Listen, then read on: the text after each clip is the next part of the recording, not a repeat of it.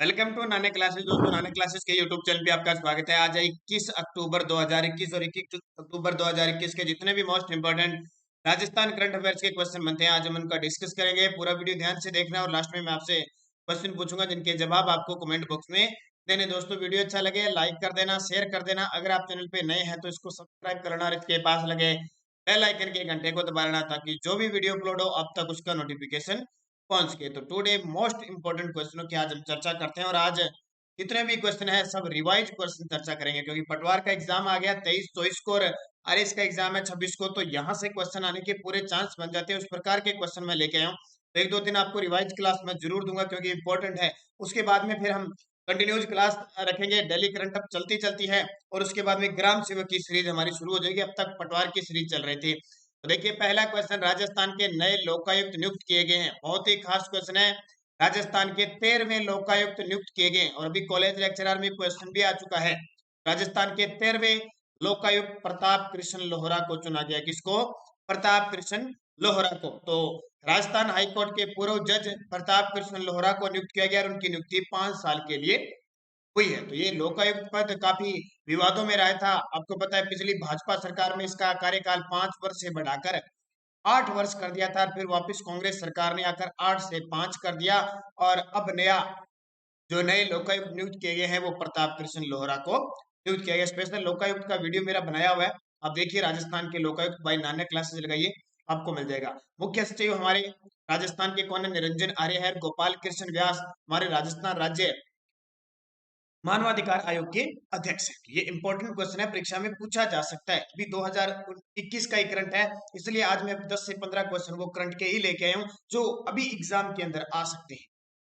30वां बिहारी पुरस्कार राजस्थान के किस प्रसिद्ध लेखक को दिया जाएगा? ये बहुत खास क्वेश्चन है। 30वां बिहारी पुरस्कार, ये बिहारी मिर्जा राजा जय सिंह के दरबारी कवि थे जिन्होंने बिहारी सतसई लिखी थी। राजस्थान के किस प्रसिद्ध लेखक को बिहारी पुरस्कार दिया जाएगा? तो उनका नाम है मोहन कृष्ण वोहरा। किसको? मोहन कृष्ण वोहरा को। ये पुरस्कार देता कौन है? तो के बिरला फाउंडेशन की ओर से बिहारी पुरस्कार दिया जाता है। 30वां अब की बार कौन सा दिया जाएगा? 30वां बिहारी पुरस्कार दिया जाएगा मोहन कृष्ण वोहरा को। और किस रचना के लिए? ये बहुत इंपोर्टेंट देखना, पक्का एग्जाम में निश्चित है। तस्लीमा संघर्ष और साहित्य के लिए। रचना तस्लीमा संघर्ष और साहित्य के लिए 30वां बिहारी पुरस्कार मोहन कृष्ण वोहरा को दिया जाएगा। मोहन कृष्ण वोहरा को राजस्थान साहित्य अकादमी और उदयपुर के देवराज उपाध्याय आलोचना पुरस्कार भी मिल चुका है।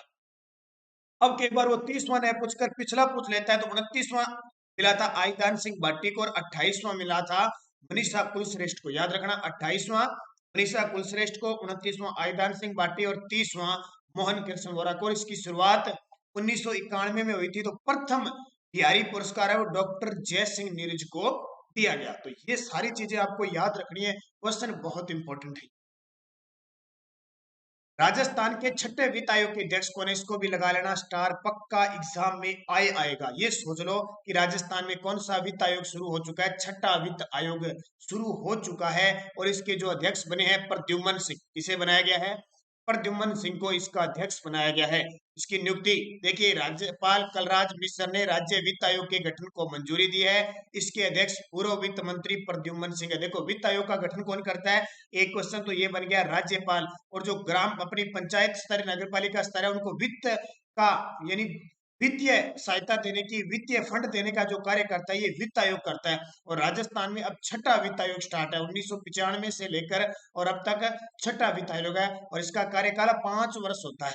जैसे अभी देखिए, प्रद्युम्न सिंह इसके अध्यक्ष बने हैं और 2 सदस्य बने हैं, लक्ष्मण सिंह और अशोक लोहाटी। ये भी याद रखना, क्वेश्चन पूछा जा सकता है। पहला वित्त आयोग के अध्यक्ष थे कृष्ण कुमार गोयल। अभी कृष्ण कुमार गोयल 1995 से लेकर सन 2000 तक रहे। दूसरे थे हीरालाल देवपुरा जो सन 2000 से लेकर 2005 तक रहे। तीसरा माणिक चंद सुराणा। ये तो बहुत ही खास है क्योंकि हाल ही में माणिक चंद सुराणा जी की मृत्यु हुई है, निधन हुआ है, इसलिए इंपॉर्टेंट बन सकता है कि ये राज्य वित्त आयोग के तीसरे अध्यक्ष थे और 2005 से लेकर 2010 तक रहे थे। चौथे डॉक्टर बी.डी. कल्ला, ये जो वर्तमान में हमारे राजस्थान के ऊर्जा व कला संस्कृति मंत्री है, ये 2010 से 2015 तक रहे थे। और पांचवी जो अभी हटी है पूरा कार्यकाल करके, डॉक्टर ज्योति किरण, 2015 से लेकर 2020 तक रहना था, लेकिन कोरोना की वजह से इनका कार्यकाल बढ़ाया गया, 2021 तक रही। अब 2021 से 2025 तक कौन बन गए? प्रद्युम्न सिंह बन गए। तो ये खास क्वेश्चन है आपके लिए। अब मुझे कमेंट करके एक क्वेश्चन बताना है कि पंचायती राज के लिए आपको पता है जो अनुच्छेद है 243 1 से लेकर 15 तक, या कहें ठीक है 0 से लेकर 1 से ए से लेकर ओ तक है, उसमें वित्त आयोग का गठन किस अनुच्छेद में है? मैं आपको कई बार बता चुका हूं, क्योंकि दो इंपॉर्टेंट है, एक तो राज्य निर्वाचन आयोग और एक वित्त आयोग, इनके दोनों के अनुच्छेद याद करने। आप मुझे कमेंट करके बताना इसका उत्तर क्या होगा, फिर मैं आपको कमेंट करके फिर आपको कल मैं बताऊंगा कौन कौन विद्यार्थी ये बताते हैं कि वित्त आयोग का अनुच्छेद कौन सा है। ये क्वेश्चन कई बार पेपर पूछा जाता है, इसलिए आपसे पूछ रहा हूं। मैं तो 1 मिनट में बता दूंगा, लेकिन आपको वो याद, अगर आप ढूंढ कर मुझे बताओगे तो हर एक विद्यार्थी को याद रहेगा। कभी एग्जाम में आ गया ना तो आप गलत नहीं करोगे। अगला देखिए, केंद्रीय खाद्य प्रसंस्करण उद्योग मंत्रालय ने राजस्थान के किस जिले में तीसरा मेगा फूड पार्क बनाने की घोषणा की है? केंद्रीय खाद्य प्रसंस्करण उद्योग मंत्रालय ने राजस्थान के किस जिले में तीसरा मेगा फूड पार्क बनाने की घोषणा की है? बीकानेर के अंदर। ये बहुत खास है, राजस्थान का तीसरा मेगा फूड पार्क बीकानेर में बनेगा, और बीकानेर का स्थान है पलाना। पलाना बीकानेर के अंदर, जहां सर्वश्रेष्ठ लिग्नाइट कोयला निकाला जाता है, वहां पलाना में मेगा फूड पार्क बनाया जाएगा। देखो राजस्थान में पहला जो मेगा फूड पार्क है वो रूपनगढ़ अजमेर में 2018 में स्थापित हुआ। दूसरा जोधपुर में प्रस्तावित हो गया। ये राजस्थान सरकार ने 2021-22 के बजट में घोषणा की, और ये केंद्र सरकार ने घोषणा की कि हम बीकानेर में मेगा फूड पार्क बनाएंगे। तो प्रथम रूपनगढ़ अजमेर में, दूसरा राजस्थान जोधपुर में बनेगा, और तीसरा पलाना बीकानेर में बनेगा। यह पूछा जा सकता है कि वो केंद्र सरकार के द्वारा मेगा फूड पार्क कहां बनाया जाएगा? पलाना बीकानेर में। राज्य सरकार बनाएगी जोधपुर में, और पहला बना हुआ है रूपनगढ़ अजमेर में। तो ये बहुत खास है अपने आप में ये क्वेश्चन। सहाड़ा भीलवाड़ा सीट से विधानसभा उपचुनाव में कांग्रेस के किस उम्मीदवार की विजय हुई? ये देखिए क्वेश्चन क्यों इंपॉर्टेंट है, क्यों दिया मैंने। अभी हाल ही में 11 अक्टूबर को आरपीएससी हेडमास्टर का एग्जाम हुआ, आरपीएससी ठीक है हेडमास्टर का, उसमें क्वेश्चन आया हाल ही में राजस्थान के कितने विधानसभा क्षेत्र में उपचुनाव हुए? सीधा दे दिया उसने, राजस्थान के कितने विधानसभा क्षेत्र में उपचुनाव हुए। देखो, और मैं तो आपको पूरी डिटेल बता रहा हूं, पहले भी मैंने बता दिया आपको कि विजेता कौन रहा, उप विजेता कौन रहा, किसकी सीट पे कौन चुनाव जीता है, कौन सी पार्टी जीती है।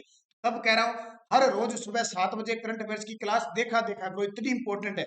ठीक है, मस मिस मत किया करो, क्योंकि किसके एग्जाम में आए न आए उससे कोई मतलब नहीं। ये 7 बजे की क्लास आपको लेनी है, ये निश्चित कर लो। जरूरी नहीं कि आपको 7 बजे देखनी, आप पूरे दिन भर कभी देख सकते हो, लेकिन टाइम हमारा 7 बजे। आप दिन भर कहीं कभी देखो, कहीं चलते फिरते कितने देखो, बहुत खास है। अब ये देखो, ये सिहाड़ा जहां भी सब है, ये सारे क्वेश्चन मेरे कराए हुए, अच्छे तरीके से कराए हुए, अच्छे तरीके से पढ़ लेना। दूसरी बात, अभी जो कंप्यूटर की भर्ती है उसमें भी राजस्थान करंट अफेयर्स है, ग्राम सेवक में भी राजस्थान करंट अफेयर्स है, वनपाल वन रक्षक में भी राजस्थान करंट अफेयर्स है।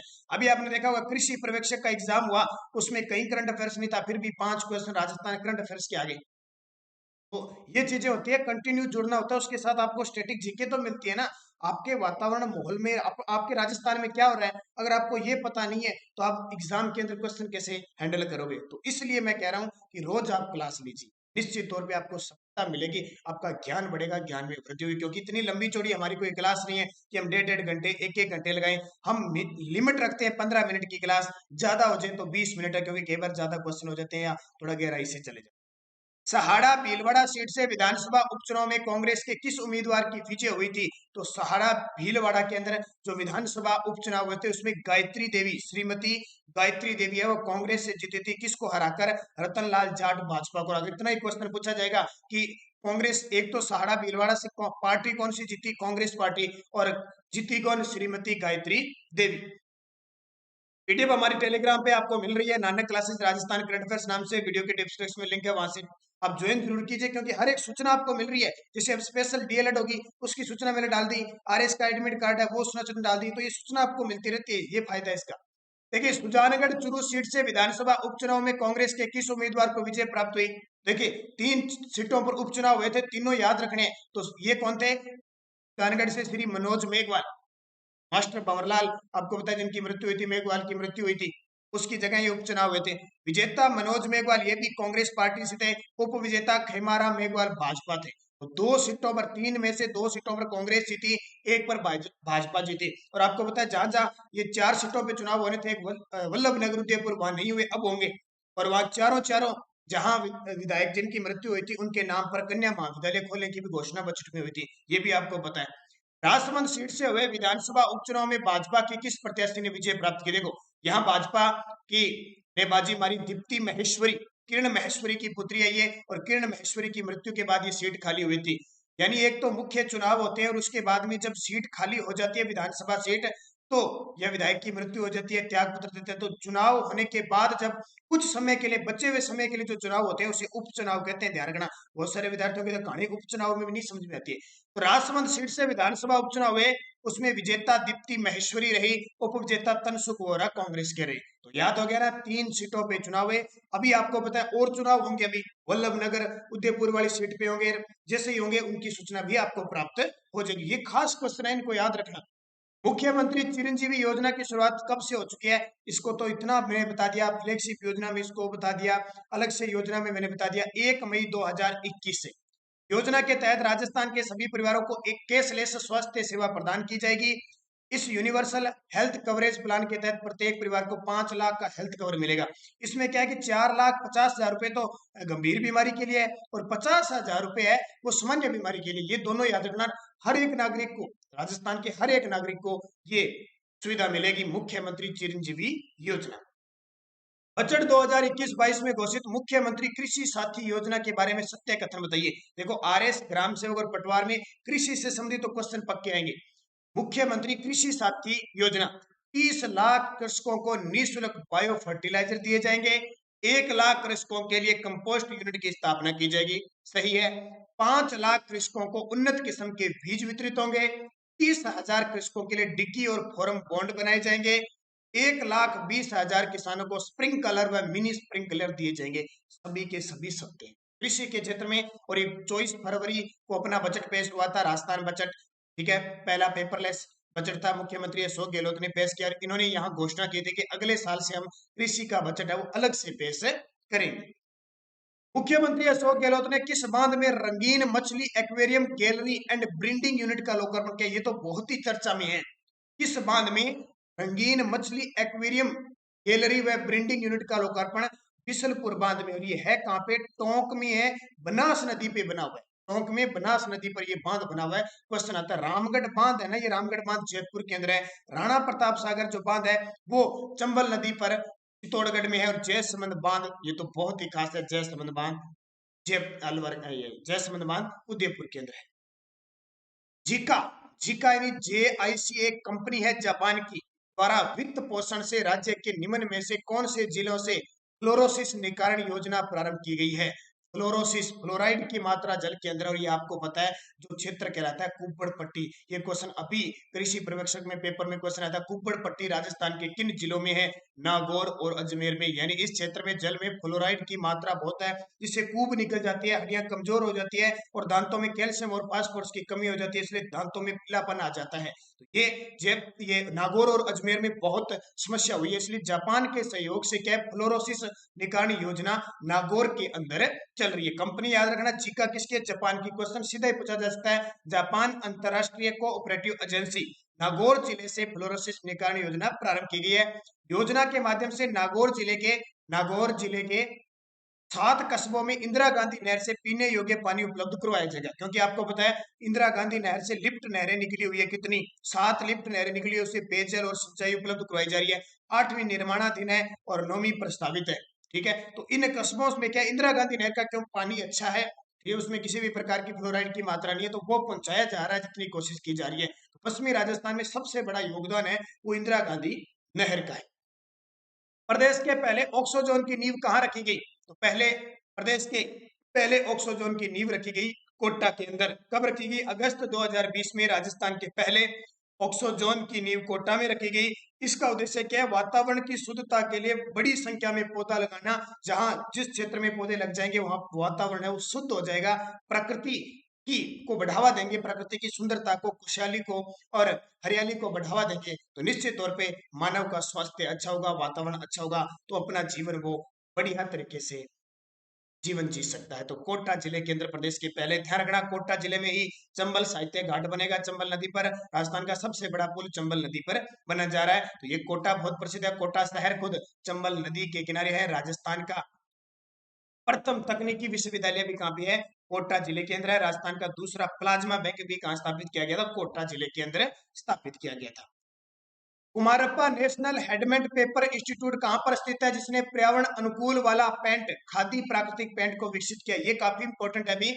Kumarappa national handmade paper institute है अपने जयपुर के अंदर, जिसने पर्यावरण अनुकूल वाला एक पेंट तैयार किया, खादी प्राकृतिक पेंट, ठीक है। और इसका उद्घाटन सूक्ष्म लघु मध्यम मंत्री नितिन गडकरी ने किया था। ये गाय के गोबर से तैयार किया गया, देखो इसमें केमिकल वगैरह कुछ नहीं मिलाया गया है। इस प्रकार का पेंट रंग तैयार किया गया जिसे दीवारों पर वगैरह में सब किया जा सकता है। उसमें गाय के गोबर को मिलाया गया ताकि पर्यावरण को किसी प्रकार का वो पेंट या किसी भी प्रकार का कोई नुकसान है न पहुंचा सके। तो ये भी काफी इंपॉर्टेंट क्वेश्चन है। राजस्थानी भाषा व साहित्यकार डॉक्टर शक्तिदान का निधन हो गया, इनका संबंध किस जिले से था? इंपॉर्टेंट, राजस्थानी भाषा वह साहित्यकार डॉक्टर शक्तिदान का निधन हो गया, इनका संबंध किस जिले से था? जोधपुर जिले से था। निवासी थे ये बिराई गांव जोधपुर के। इनके प्रमुख पुरस्कार याद रखना, पृथ्वीराज राठौड़ पुरस्कार जानते हो ना, डिंगल का हेरोस पृथ्वीराज राठौड़ जिसने वेली कृष्ण रुक्मणी रही थी, इनके नाम पर पुरस्कार। सूर्यमल मिश्रण शिखर पुरस्कार, सूर्यमल मिश्रण राजस्थान के राज्य कवि है, बूंदी के शासक राम सिंह के दरबारी कवि थे, तो इनके नाम पर भी ये पुरस्कार है, वो भी इन्हें मिला था। साहित्य अकादमी जो नई दिल्ली के द्वारा 24 भाषाओं में दिया जाता है, वो भी मिला गया है। राजस्थान साहित्य अकादमी भी इन्हें मिला है और ब्रज भाषा अकादमी पुरस्कार भी इन्हें मिला है। तो कहाँ के है? जोधपुर के। क्वेश्चन पूछा जा सकता है। डॉक्टर शक्तिदान जी है, ये राजस्थानी साहित्यकार है शक्तिदान। राजस्थान के किस विश्वविद्यालय को श्रीमती सुषमा स्वराज स्त्री शक्ति पुरस्कार से सम्मानित किया गया? ये काफी इंपॉर्टेंट है। श्रीमती सुषमा स्वराज जो हमारी देश की पूर्व स्वर्गीय श्रीमती सुषमा स्वराज विदेश मंत्री थी। तो वनस्थली विद्यापीठ टोंक, वनस्थली विद्यापीठ टोंक 26 सितंबर 2020 को महिला विश्वविद्यालय वनस्थली विद्यापीठ निवाई टोंक को महिला शिक्षा के क्षेत्र में उल्लेखनीय योगदान के लिए श्रीमती सुषमा स्वराज स्त्री शक्ति पुरस्कार दिया गया और अपने आप में बहुत खास है, ठीक है। कोई भी रैंक वगैरह जाती हो तो राजस्थान में पिलानी, झुंझुनू और वनस्थली विद्यापीठ का ही नाम सर्वश्रेष्ठ विश्वविद्यालयों के अंदर आता है, ये भी ध्यान रखना। इसके अलावा वनस्थली विद्यापीठ की स्थापना 1935 को हुई थी और हाल ही में इसके कुलपति आदित्य शास्त्री का कोरोना की वजह से निधन हो गया था। तो ये काफी इंपॉर्टेंट क्वेश्चन है, परीक्षा में पूछे जाते हैं। राजस्थान विश्वविद्यालय जयपुर है खास है और हाल ही में बिशनपुर बांध से इसको पेयजल उपलब्ध होगा, ये भी सूचना चुकी है। हरिदेव जोशी पत्रकारिता विश्वविद्यालय जयपुर में, जिसकी कांग्रेस सरकार में पुनः शुरू किया गया, इसके कुलपति ओम थानवी है। तकनीकी विश्वविद्यालय बीकानेर राजस्थान का दूसरा तकनीकी विश्वविद्यालय, पहला कोटा के अंदर है। ये सारी इंपॉर्टेंट बातें आपके लिए है, परीक्षा में पूछे जाते हैं यहाँ से। अब पिछले वीडियो का क्वेश्चन क्या था? संयुक्त राष्ट्र द्वारा भूमि संरक्षण का सर्वोच्च पुरस्कार राजस्थान के किस पर्यावरणविद को दिया गया? तो प्रोफेसर श्याम सुंदर जानी, बीकानेर के जो डूंगर कॉलेज है उसमें समाजशास्त्र के एसोसिएट प्रोफेसर हैं, ये वैसे श्री गंगानगर जिले से बिलोंग करते हैं। श्याम सुंदर पालीवाल राजसमंद जिले के, अभी 2021 का पद्मश्री मिला।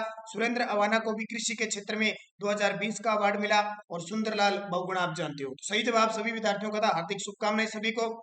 अब आपके लिए वीडियो के लास्ट में ये क्वेश्चन है जिसका जवाब आपको कमेंट बॉक्स में देना है। टोक्यो पैरालंपिक में कृष्णा नागर ने किस कैटेगरी में स्वर्ण पदक जीता? टोक्यो पैरालंपिक में कृष्णा नागर ने किस कैटेगरी में स्वर्ण पदक जीता? SS6, F46, SH1, F64। सही जवाब देना है, बहुत खास क्वेश्चन है। अब देखिए यस्टरडे डोज क्या थी? कोटा शहर किस नदी के किनारे? चंबल नदी के किनारे। अब देखिए चंबल नदी के किनारे कोटा शहर है, चंबल घड़ियाल स्थित है, केशवराय पाटन जो बूंदी के अंदर है वो भी चंबल नदी के किनारे है, रावतबाटा भैंसरोडगढ़ ये भी चंबल नदी के किनारे है। इसके अलावा जो धौलपुर का शेरगढ़ दुर्ग है ना, शेरगढ़, वो भी कहाँ है? चंबल नदी के किनारे स्थित है। कवि बिहारी किसके दरबारी कवि थे? मिर्जा राजा जयसिंह, जिन्होंने बिहारी शतशैली लिखी थी। हाल में 30वां बिहारी पुरस्कार मैंने आपको बता दिया। महाराणा प्रताप की मृत्यु 19 जनवरी 1597 को हुई थी और महाराणा प्रताप का जन्म 9 मई 1540 को हुआ था। राजस्थान एकीकरण के समय सबसे बड़ी रियासत जोधपुर तो क्षेत्रफल में सबसे बड़ी थी और जयपुर जनसंख्या की दृष्टि से सबसे बड़ी थी। दोनों में छोटी थी वो शाहपुरा थी। सेठ लालचंद गोयनका की हवेली कहाँ स्थित है? मंडावा झुंझुनू में। ये पांचों क्वेश्चन है। जल्द ही आपको RBSE की बुक के टॉप 200 के आसपास क्वेश्चन है वो मिलने वाले हैं। बस आज या कल तक आपको वो मिल जाएंगे पटवारी के एग्जाम से पहले पहले, क्योंकि 7वीं 8वीं 9वीं मिल चुकी है, 10वीं मिलने वाली है। नेक्स्ट और देखिए, वन की आशा किस नदी को कहते हैं? वन की आशा किस नदी को घोड़ा पछाड़ नदी भी कहते हैं, यानी जहां से उद्गम होती है ना, वह अजनार से और घोड़ा पछाड़ दो नाम से होती है। वो कौन सी नदी है? सीताबाड़ी का मेला किस जिले में पड़ता है? बैलून महोत्सव किस जिले में बनाया जाता है और बजरंग पशु मेला किस जिले में पड़ता है। ये पांचों के जवाब आपको कमेंट बॉक्स में देने हैं अच्छे तरीके से। और वीडियो को जाते जाते लाइक कर देना, शेयर करना। एक दो दिन हम कोशिश करेंगे कि रिवाइज क्वेश्चन लेके आएं, क्योंकि जरूरी है। जिसका आरएस का और पटवारी का एग्जाम है ना, उसके लिए क्वेश्चन बहुत जरूरी है। सीधे सीधे टपकेंगे, ये ध्यान रखना, राजस्थान करंट अफेयर्स के क्वेश्चन। फिर उसके बाद में ग्राम सेवक की राम सीरीज चलेंगे। धन्यवाद। जय हिंद, जय भारत। लाइक कर देना, शेयर कर देना।